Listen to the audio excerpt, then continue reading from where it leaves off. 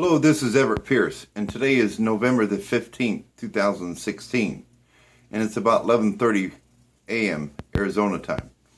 Now, we're going to extend this further. Now, I've already made claims. I'm not a scholar of our election system. I'm not a scholar of our government. I am the author of this, the designer of this.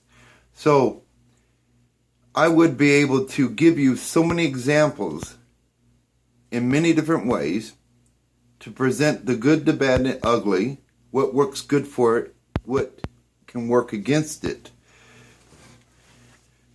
and also explain as to why that particular system is considered flawless amongst multiple levels of evolution. Now, let's put into this. First of all, if you don't like your children to hear certain words, I'm a man of communications. So I'm going to be who I am. I'm going to utilize many different words in terms of education.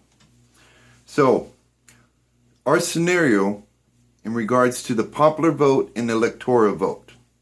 Now, the electoral vote, or electoral college, okay? College meaning someone of intelligence and of understanding. So what does say the Electoral College is like over 300 well-developed judges.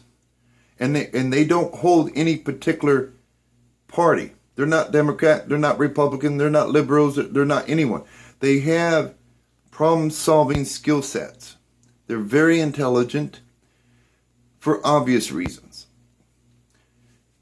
that we're going to explain in terms of the popular vote. The state, you still have popular vote, but it is within the state. And then from that popular vote is how you get your electoral college votes. Okay, so say for example, now we're in a court of law.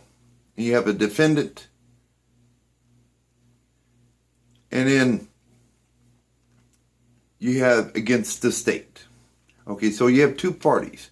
They're suing one another. I'm going to say this party over here come up to the courthouse, or they come in the courtroom, and they're 100 deep. So you got this person here, and they have 100 followers. Where you got this defendant over here, he might have maybe 3 or 4. Okay, so now they have to present their case in front of a judge who's going to act non-biased and look at evidence, okay, which is the term that we know of. We hold these truths to be self-evident. Meaning, unlike what we see on television, you're watching me, you're listening to me. Do I have to keep reminding you, this white man here, this white man here? Well, your power observation already says that. You're already beyond that point. I don't have to say, this person here with these glasses. Okay, so there are some things, that's why we have to keep our mind into the mindset of we hold these truths to be self-evident. So, if this person here, and this is relating to the election. So, after all the evidence, that's why we have due process. Meaning, you don't just stake a claim. Everyone's staking claim, saying, I call word slinging, and they're saying, he's racist, he's racist, he's racist, he's racist, he's a bigot, he's a bigot, he's a bigot. I mean, it's like everyone just slinging words, like they're flinging cards. You know, if you're going to know and fling words, at least take that word and be able to write a book about it and hit it from all different directions. Then you can say, you're an authority of that particular word and what has been used in terms of human behavior in regards to that particular type of energy. So, if it turns out that the evidence being presented from the judge, sustainable evidence, we hold these truths to be self-evident. And let's just say he's being accused of being a racist and murdering, we'll say, the green people. Okay, so as we look at the evidence, The judge looks at the evidence and says, wait a minute, he's been in Europe for the last 6 months. He wasn't, according to his passport, and then he's been in Europe. And then we look at the video that is available there, and it shows him being in Europe of hardcore evidence. That's why we have DNA, we have ballistics, forensics, to bring it on the table under the category we hold these truths to be self-evident to the best that we can. Because people can manufacture the false. And people can also deceive others.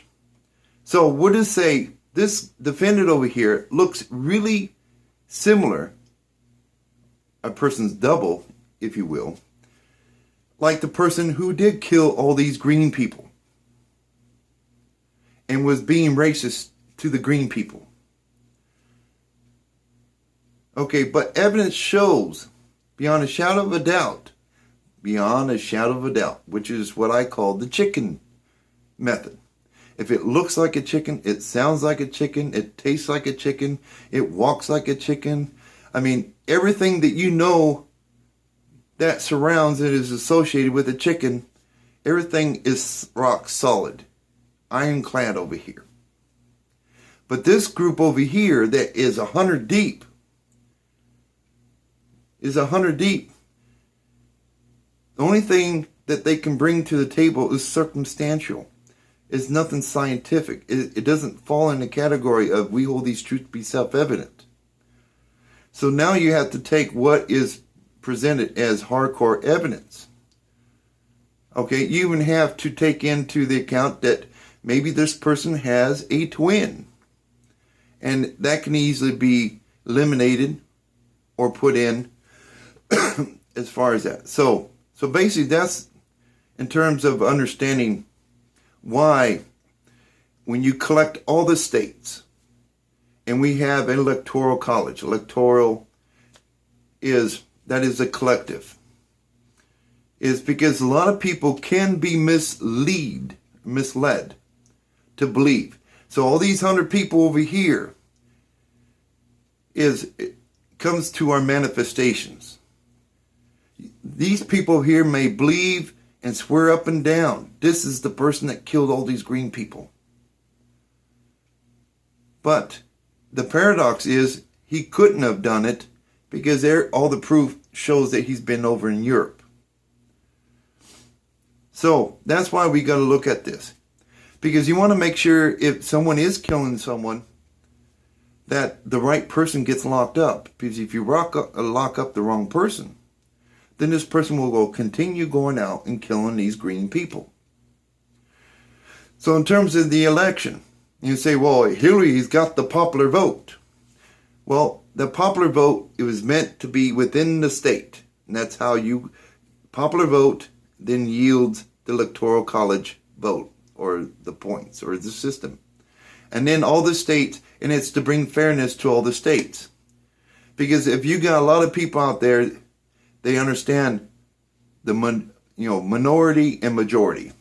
That you say, well, if we get our particular group and we get it become a majority, where our group is 50% of American population, then you can have influence when it comes to election time.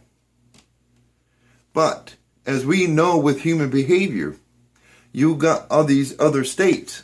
And if you were to migrate over there and bring your system over there, whether you're Charles Manson or Jeffrey Dahmer, can you imagine Jeffrey Dahmer coming down to a certain state and the citizens there would say, oh, hell no, you ain't coming here and eating us. We ain't having that. I mean, we have to show you respect and dignity. But if we see you eating someone, we're going to lock you up. We can't afford you be eating people. That'll take us to the road of extinction. But if Jeffrey Dahmer didn't eat anyone, but he still has those particular concepts. He could pass it down to his children. What if he has 20 children? So, or democracy, or Democrats and Republicans and liberals and blacks and whites and Mexicans and Latinos. I mean, that's one thing that man has learned in the earlier times. And that's why they use the words minority and majority. And the advantages. You have to look at the advantages and disadvantages to being a majority and a minority. So what Democrats have done once the Electoral College got put in place is they couldn't populate and have that control over the election in that respect. So that in terms of the right to vote, they made it as an optional to vote. As an American, they're banking on your human behavior to become lazy and complacent. And if it's not lazy and complacent, is that they keep you oppressed in a way where you're working 2 and 3 jobs and you don't have time to vote. You don't have time to read between the lines and to see who is the right person for the job. Okay, so as we illustrated, in a different situation, in a court of law, and the judge being the Electoral College, now he has to sit back and says, wait a minute, okay, I understand your frustration. He has to be very understanding to multiple levels of people. And stay focused to what is provable facts. And also be aware of manufactured facts. I mean, because what if someone comes in and says, I am the murderer, I killed all the green people.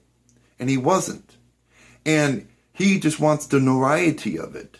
He feels like he's left out, and he just wants to be part of it, even though it's negative. Okay, we also have to rule out that too. There's many factors involved because human behavior is very complex. So we need a very complex individual in terms of a judge who's non-biased and sees things in the raw sense of things, of what seems logical. I hold these truths to be self-evident, that I have to breathe in order to stay alive. I hold these truths to be self-evident, that I must take in some water so I don't dehydrate. These are the things that I'm talking about, provable items that fall in that category. We hold these truths to be self-evident. And you have to put in, like I said, with human behavior. People are smart individuals. They've gotten into counterfeiting and deceiving people, misleading people, and getting people to act on their emotions. And we might find that this person over here with 100 deep, they're pissed off as hell. They're mad as hell. Because some of these green people were green children. Okay, but the person who started the whole thing were misled themselves to misunderstand that this person was the person. He just looks like someone else. I don't know how many times I run into where they say, oh, Everett, boy, you look like someone I knew back in Georgia. You look like someone I know in Tennessee. We all seem to have someone that we look like. Okay, so in terms of popular vote and electoral vote, our election system could be refined much better. Okay, but that's what we have right now. So you can't come and say, well, Hillary had the popular vote. Can you imagine if Charles Manson had said that? And he's got 100 million followers saying, we got the popular vote. Can you imagine a society, a nation under the ruling of Charles Manson, Jeffrey Dahmer, Hitler? So we understand certain behaviors. So it's not that we're taking away people's liberties. If we're going to take any liberties away, any opportunities away, is we base it on factual things that we know this person is going to, beyond a shadow of a doubt, be highly detrimental to what this nation is built upon and the principles of this. So that's why we have these two systems in place. Does it need to be refined? Absolutely. Do we have people as part of the Electoral College that is Republican, Democrat? Absolutely. If you're a Republican and you're part of the Electoral College, you're gone. Goodbye. We have to have very specific individuals as our Electoral College that acts like judges. That in event they have to step in to alter or change the election, then they will be justified because they'll bring forth the evidence. This is what we have discovered. Okay. Now, as that is the exception to the laws of energy. As we know, there's always an exception to the laws of energy. So we have to have that little bit of wiggle room. Okay, I'm not saying that's what happened for this election. But for those that are struggling at the concept of why do we have a popular vote?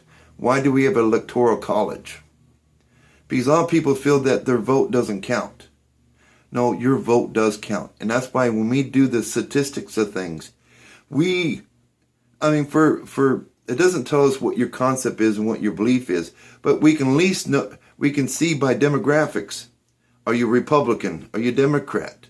So we can see, and then we go a little bit further. Of these people in this area, what kind of laws are in place? So we get a better understanding of people. So the more we are informed, that's one of the elements that has led us to the status of not falling as a nation and where other nations has. And they're trying to learn from our example. And then we have protesters out there that is under the banner of protesting, but actually they're rioting. Now we have to start thinking what is other nations thinking and viewing from us? So that's why we, not only are we the big brother and big sister of things, but we have to set an example. If we're going to have liberties and opportunities, and most important, in fairness, we have to start fulfilling it, looking it, walking it, and talking it.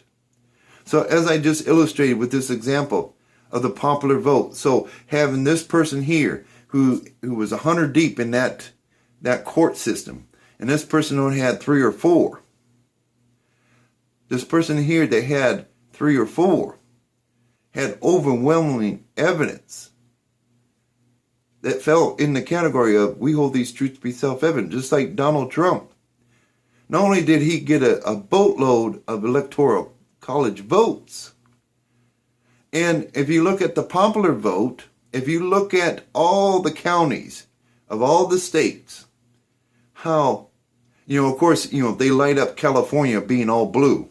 Okay, that means that in the total vote of things, it was Democratic. But if you was to look at by county, you will realize how much of that California became red.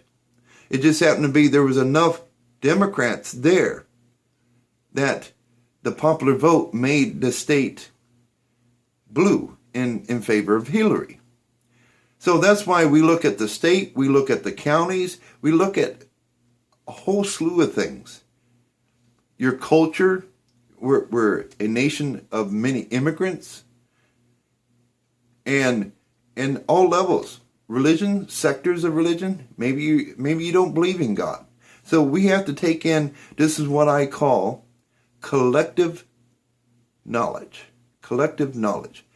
It's like the show House. If you ever watch show House, he uses his apprentices and everything that's happening in the hospital as feedback that leads him to the right answer.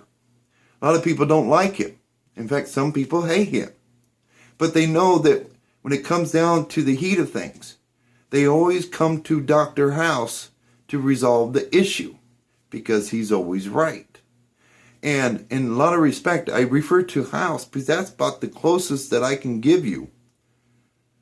If you want to know who I am and how I think and how I do things, the character House best represents me and how I think in terms of energy and problem solving. And you do get collective knowledge from people. So that's why, I want to restore the hope and faith in people. Because the original system that was put in place is flawless. And it's also done one step further that if it's taken out of its context, it automatically snitches itself out. Okay. And that's a technique upon itself when you design a certain structure. So when you take something out of it, just like my glasses, if I was to take my glasses and I was to shift it just ever so slightly, then it goes from clear to just really fuzzy, really out of focus. So with the systems in place, when you design them, that's also an element you have to put in there as well, is the system that was placed for our nation years ago is under that guideline of being flawless. And if it deviates, you will know beyond a shadow of a doubt, we hold these truths to be self-evident, that is not the way it was intended to be carried out. Okay, so hopefully I've cleared up, and if we have to, we'll put out video after video after video, giving you one parable after another parable and different angles of perceiving as to why we have popular vote strictly confined to the state, and then the result of that popular vote yields an electoral college vote. And then all the 50 states come together with the electoral college vote. Okay, but the thing is, not only can we see corruption at we the people, of people being misled or under the false perception of things, we can also have people representing our electoral college who are an undercover Democrat or undercover Republican or undercover liberal or whatever agenda is. That's why we have to be very certain as to the person that we assign as our electoral college. They're well-developed problem solvers. They're able to understand human behavior far greater than your ordinary person. And they have access and resources to read between the lines. So in the event they have to step out of the norm of things, it's for the betterment of the people. And actually the Electoral College technically is a corruption tool. Now let me explain as to why. So if we the people are corrupted or misled, okay, as we heard, a double negative. A double negative is actually a positive. So that's why the Electoral College is a corrupted tool, means a negative. But the end result of the Electoral College is intended to correct something that has gone bad. So if this is all corrupted, two negatives, if I say, I don't go, I will not go, I mean, it's a double negative. So if I'm not going to go, that means I'm going to go. So do you understand in terms of a double negative? So if you say, no, I won't go, that means, yes, I will be going. And that can confuse some people. So that's why the Electoral College is actually considered a corruptive tool, but it's considered a positive corruptive tool. So how many things that we have in our environment that is considered negative, but if it's used correctly, it can bring about some really awesome things. Okay, so we'll end it right there. I think I made my point as another example in regards to our popular vote and our electoral vote. And it's done purposely for that because we want to take in account and respect and give liberties for those, even though we don't agree with Charles Manson and Jeffrey Dahmer and Hitler. You know, you're part of the process. You're part of we the people. And we need contrast. Okay, contrast is important to problem solving and picking out the right choice. Problem solving. So like this wall back there. If this painting of me was the same color as this wall, you'd have a different difficulty in to even know that there was a picture hanging on that wall. Okay, but for the fact this picture has colors that is different from this wall, it adds contrast. That's the value of people with different views and opinions and perspectives. It provides us contrast. And then we know beyond a shadow of a doubt, just like you watching me, I don't have to strip naked here. I don't have to strip naked for you to know that I'm a male of the brown race. I don't have to tell you that I wear glasses. I don't have to tell you I have blue eyes. So there's many things I don't have to tell you because your simple observation makes that conclusion. Okay, so we'll end it right there. I really hope that this has been a very helpful tool for you. I do appreciate every minute of your time, but it's very important that we restore the faith and hope in people, we the people, in our election system, because it does work. And it is damn near flawless, but it still needs a little refining to do. And that's going to happen under the Trump administration. Thank you. This is Everett Pierce with Einstein 314.